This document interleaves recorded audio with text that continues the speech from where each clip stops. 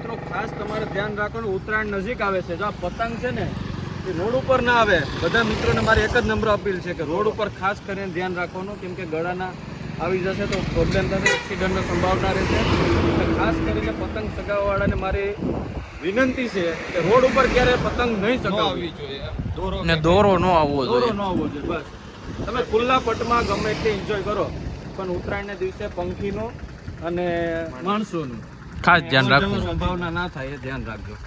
તો મિત્રો અહીંયા જગ્યા છે બહુ મસ્ત, કઈ ઘટે નહીં. આ ભાઈ શું કરે છે?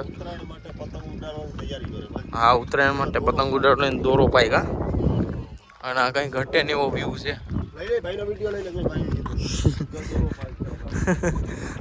ગાઈસ બધા ઇન્ડિયન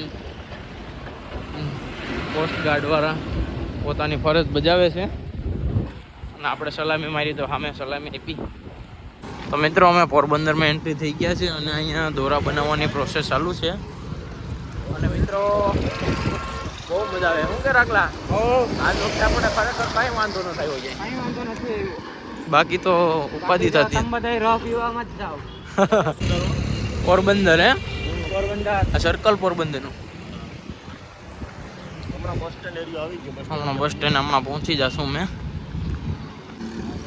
પોરબંદરમાં. મિત્રો આ મેદાન આખું ભર્યું. અત્યારે રવિવાર છે ને, જગાને કા બધા રમવા વાળા છે, ક્રિકેટ રમવા આવ્યા. અને મિત્રો અમે કલાકથી શાકભાજી ગોતી અહીંયા પોરબંદરમાં. આજ રવિવાર છે, બધા કહે કે 4 વાગે ખુલશે, એટલે 4 વાગ્યા સિવાય કે તમને ક્યાંય બકાલું જ નહીં મળે. વિચાર કરો, એવડું મોટું સિટી અને ક્યાંય શાકભાજી નહીં.